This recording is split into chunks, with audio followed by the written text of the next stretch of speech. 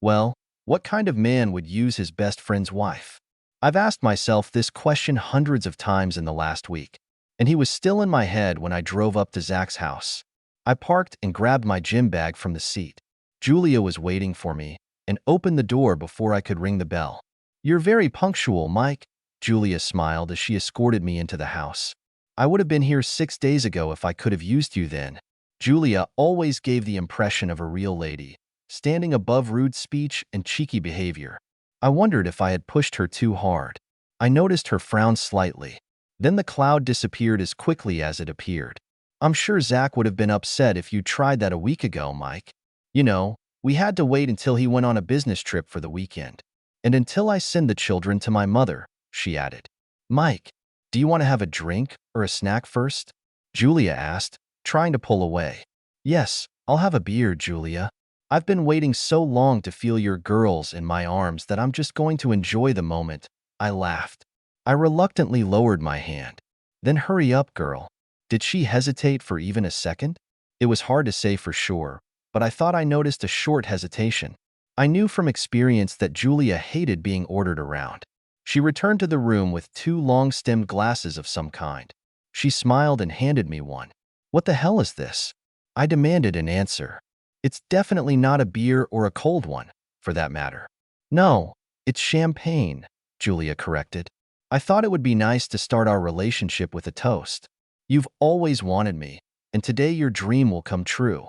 "Well, I've already toasted at your wedding, so I think I'll be toasting again tonight," I said. I raised my glass and handed it to Julia, thinking about the situation. "Here's to cheating wives and the men who use them," I said. "And for guys like me who are reaping all the benefits. And for all the sluggish weaklings who marry cheaters they can't satisfy." I thought it was appropriate, given the circumstances, but when I gulped down my wine, Julia visibly winced. "Mike, you know that Zach is not a weakling. He's always beaten you in every sport you've ever played against him. He's a strong, passionate man, not a weakling," she repeated. "And I don't like being called a cheater, for that matter. Please show some respect." "Julia, you're the one who's going to show respect when I hit you with my little Mike." I chuckled. "If Zach could have done this job, you wouldn't have invited me today. You've heard the rumors, and I'm here to demonstrate it. Don't pretend to be shy. You're rather high conceit, along with the humiliating one about Zach. Something surprises me, to be honest. You're best friends with him, but you laugh at him like he's a wimp. What kind of friend are you?" Julia asked. "Mike, you have a few misconceptions," Julia replied. "Zach is very courageous. He's not a weakling." "Well, that's good to hear." I laughed. "I can't wait to go where no human has ever set foot before." "It's not about getting there first," Julia insisted. "No one goes there. You will treat me with respect. I've never seen a more desirable woman in my life." "What? What is it?" she asked. "Do I look good? Is something wrong?" "You're good enough to make love, so don't worry," I told her. "What are those marks on your lower abdomen? Are these scars?" "Mike, I have 3 children," Julia moaned. "Many women have large stretch marks from one pregnancy. They just don't show them, do they? Zach said that no one would notice them, and if they did, they would think they were beautiful. I knew he was just trying to make me feel better." "They don't look so bad, Julia. I'm just surprised." "I thought you had the perfect body," I confessed. "I remember how great you always looked in that orange bikini when you and Zach were dating and how much I wanted you. If you had received these marks from the birth of my children, I would also have thought they were damn beautiful." "That was 15 years ago, Mike," Julia almost whispered. "I'm almost 40 now. People change." "I understand that now, Julia, but I still want to use you, so don't worry." "Come on, I'll dig something out of my purse," I told her, putting the bag on a chair and opening it. "Look at this." I grinned.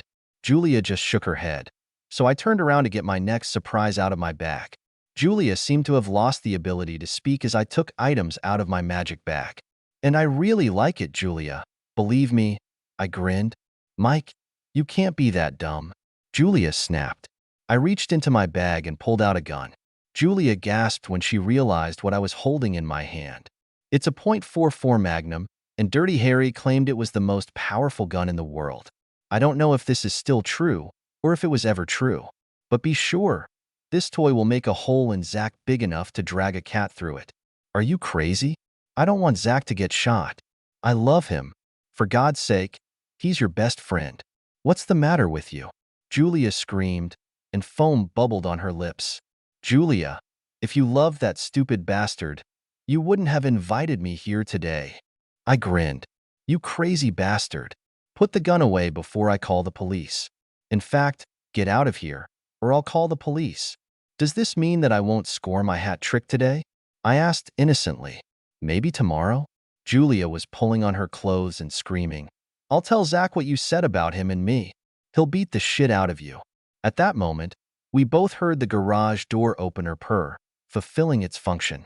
I don't think you want to tell Zach why I'm here, but it looks like you'll have a chance to avoid trouble, I told Julia, quickly putting the gun and toys in my bag and zipping it up.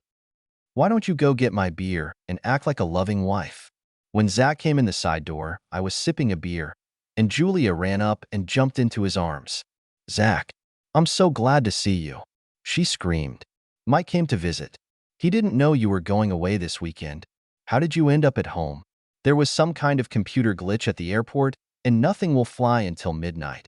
So I returned home to my beautiful wife, Zach grinned. I knew the kids were going to spend the night at your mom's, so I thought we could go dancing a little or something. But we shouldn't do that if Mike wants to stay and visit you. No, Julia almost screamed. I mean, no, he was going to leave after he finished his beer.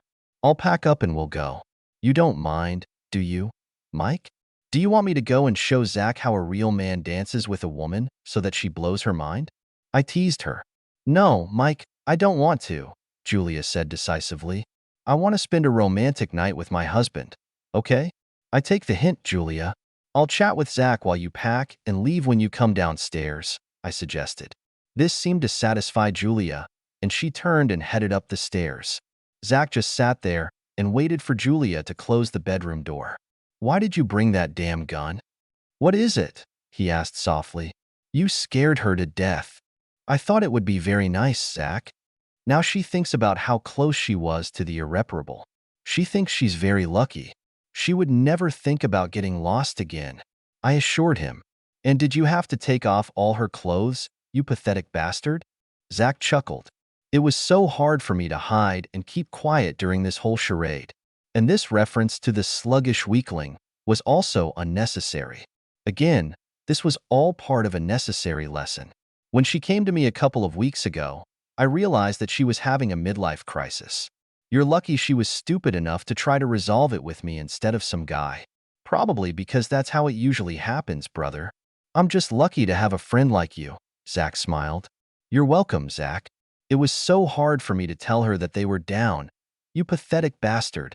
Now she hates me just because I followed your suggestions that she was embarrassed by them and those invisible stretch marks.